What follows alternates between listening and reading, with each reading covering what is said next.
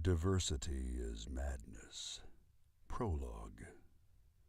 Every story has a beginning, a middle, and an end. What mortals always have a hard time fathoming is the concept of time only affects them, and not the divine. Time has no relevance to the immortals. Therefore, a god can say things like, "I have no beginning and no end," because they have no concept of time without mortals. Worlds come and they go, but the multiverse remains, and so do the divine. Some things were never meant to be known to mortals. Worlds began ending abruptly. Armageddon. Ragnarok. The end of all mortal worlds was upon the universe. It was utter chaos and madness throughout the universe. Mankind was at an end. Celestials, demons, and devils warred furiously to protect mortals. Their unity began the divine war. Devils and demons wanted to collect souls for power. Celestials were guardians of the mortal soul. They found common ground when the divine prophecies threatened their purpose in existence. The end of all things had begun. Gods warred with other gods and devastated worlds in the process. Celestials, devils, and demons alike battled to stop the feuds of the gods. Their numbers dwindled fast.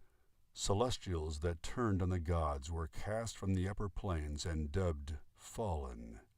The tendril gently wrapped around the head of Kronos.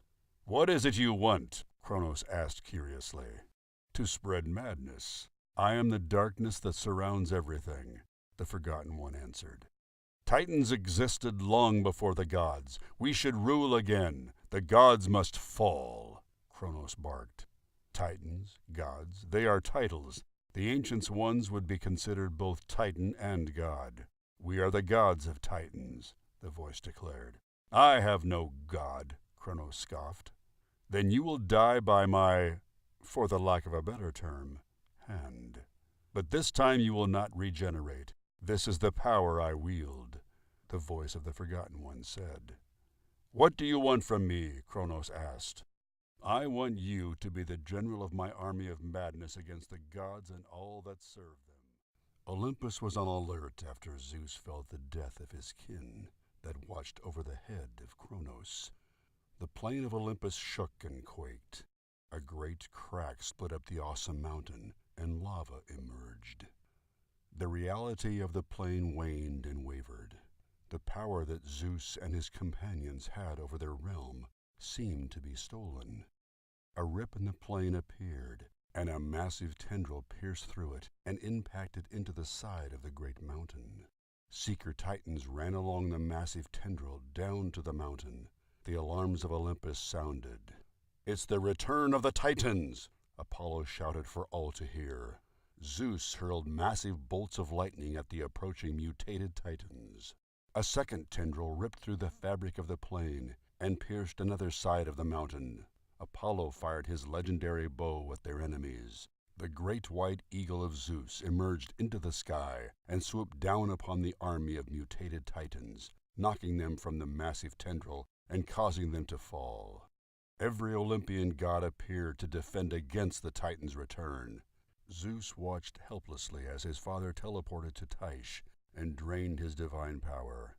He looked around to his brethren. Hercules appeared and slammed his mighty club into the legs of the Seeker Titans that had Nike pinned down. He was the size of a mere man. The gods and Seeker Titans towered over him. His strength was greater than most gods and Titans, however. Hercules grabbed Nike and they teleported to safety as Kronos swallowed Tyche whole. Hecate opened her eyes in time to see the horror of Kronos swallowing another Olympian god while after draining him of his divinity. She concentrated and sent her black orbs streaking towards Kronos. The Titanic serpent held the world and the plain of Asgard together, much like Atlas once held up the sky. The army of Seeker Titans arrived shortly after Kronos. Kronos did a quick count of his children. Those that fell would return, but not for 1,000 years.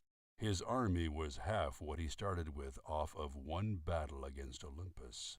Kronos huffed. "Can the gods of Olympus be more powerful than my children?" he muttered as he shook his head in disbelief. "They mourn the loss of the prince of Asgard. Bring down the walls and bring me their gods so I may feed," Kronos roared.